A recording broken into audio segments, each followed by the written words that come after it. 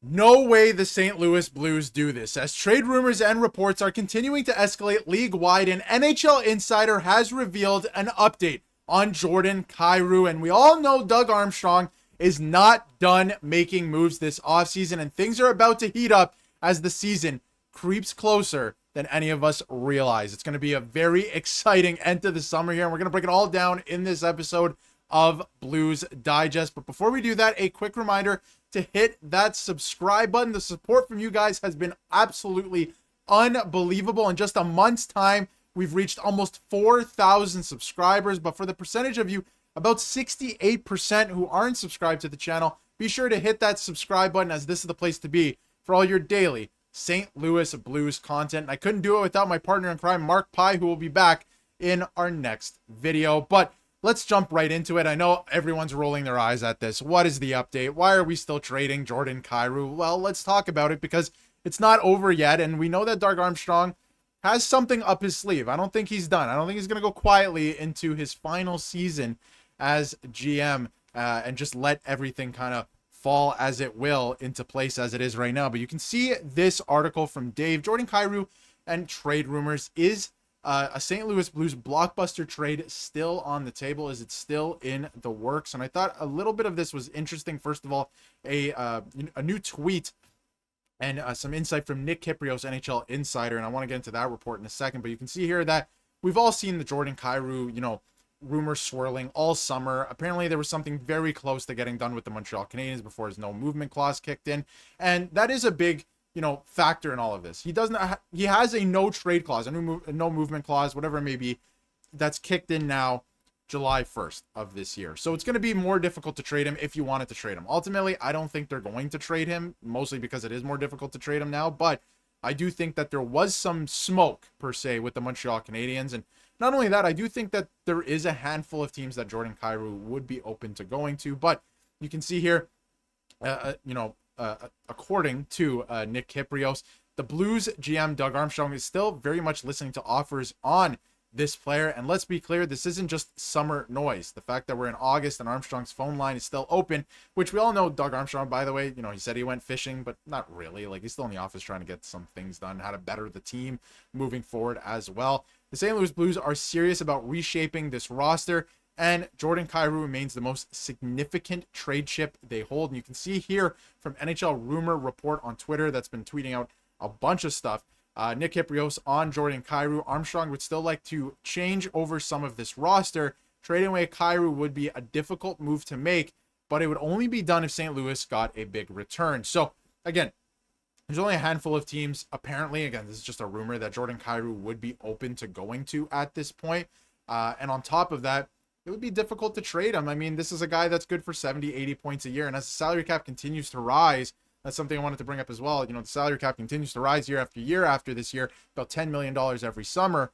The contract's probably going to age really well, let's be honest. And again, why would the Blues trade a perennial 30-goal scorer? This is a guy who's been scoring 30 goals. Obviously Jordan Kyrou, this is in this league. And obviously, like I just mentioned, will give you 70 to 80 points a year, like very consistent in that way.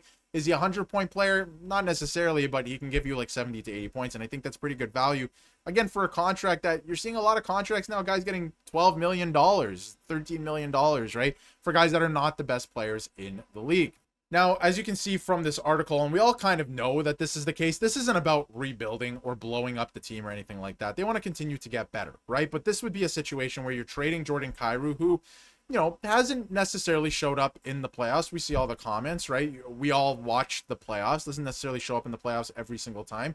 Has had moments. And that is obviously something of concern. But I think the whole thing with trading Jordan Kyrou was that it was easier to do it before his no movement clause that kicked in on July 1st. And now it's more difficult. Therefore, it probably won't happen. And if you wanted to move off that $8 million to better the lineup, you would have done that before, not at this point. So clearly, Doug Armstrong and the team value him enough that they didn't want to get something done bad enough before that kicked in, before that deadline on July 1st. So the goal there would be to move him out and move in a couple more pieces. Now, it wouldn't be to rebuild or gain assets or, get draft picks or anything like that. That makes no sense at where this team is. Now, keep in mind, there is some interesting stuff with this. Could the Montreal Canadiens still use a player like Jordan Kyrou?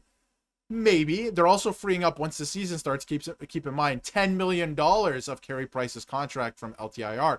And speaking of LTIR, the St. Louis Blues are freeing up $6.5 million more when the season starts from Torrey Krug's contract. So they're going to have about $7 million, maybe a little bit more than $7 million to work with once the season opens. So that's something to keep in mind too. They can, they're about to have a little bit, to a degree, more flexibility coming their way in terms of salary cap and, money going in and money going out. And if they want to make some moves, if Jordan Kyrou, again, waives, because he has that clause now in his contract. But to me, when you look at this team, again, we're talking about a hypothetical there, the Montreal Canadiens. Do they even need a player like that at this point? They made some moves. They got Zach Bolduc, which questionable trade, I think, for a lot of Blues fans at this point. But when you look at this roster, and please, I know we don't know what the lines are going to look like. It's probably not this.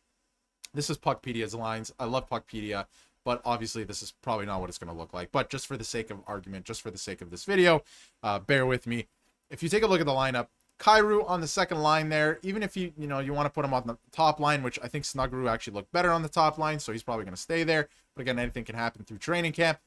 Jordan Kyrou is an integral part of this team. He's going to stay on this team, and he's going to continue to play on the power play. He's going to continue to put up points during the regular season, 70, 80 points. And then you've seen it in the playoffs now, a guy like Snuggerud can rise to the occasion. You have some other players like Justin Carbonneau that's coming through the system. Is he going to make the NHL this year? I think it's going to be very difficult for him, and I think they're going to do that on purpose. I think they're trying to purposefully make it very difficult for him to make the team. So, again, I want to take a look at Jordan Kyrou's stats, and this is a guy who's not even 28 yet, right? Is he going to get much better? I'm not so sure, but he's scoring you 70 to 80 points, I think, on average, I think, a year, right? So, not bad point production for a guy who's making $8.1 million. And like I said, as the salary cap continues to rise year in, year out, as we head into obviously a rising cap era, if that's what you want to call it, I think the contract is going to age very nicely for the St. Louis Blues. So ultimately, are they going to trade him?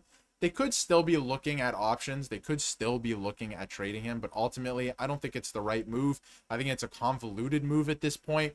This is a guy that adds a lot to your team. Again, if you look at all the advanced analytics compared to guys who are making similar money, it's a very good value contract for the player. You can see here the only two Blues to have recorded 20 plus goal seasons 4 years in a row since 2021-2022, Pavel Buchnevich and Jordan Kyrou. That's a pretty impressive stat in and of itself. You can see here from bench rates, great advanced analytics, his 70 plus points and close to $10 million paid contribution, which, by the way, advanced analytics wise is making 8.1. He's playing at a close to $10 million pace at this point because of the rising cap.